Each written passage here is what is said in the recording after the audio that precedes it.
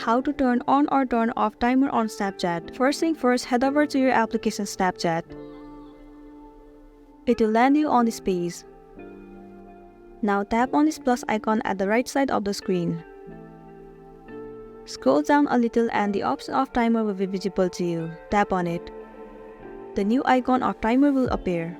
The timer to click the picture has already been enabled. Now all you need to do is tap on the snap button. There you can see the timer will appear.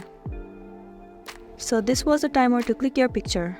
If you want to set the timer to capture the video, all you gotta do is just tap on this timer icon. The video timer duration will appear. You can set the timer according to your needs. Let me set the timer to 3 seconds. Once you are done, tap on set timer. Now if you tap on this capture button, the timer for capturing your video will appear. There you go, the video will start to capture. So this is simply how you turn on the timer on Snapchat. Now in order to turn off the timer on Snapchat, all you want to do is just go back and your timer will be automatically disabled. So that's it, and this was a tutorial video on how to turn on or turn off the timer on Snapchat. I really hope this video is gonna be helpful for you. Thank you for staying with us till the end.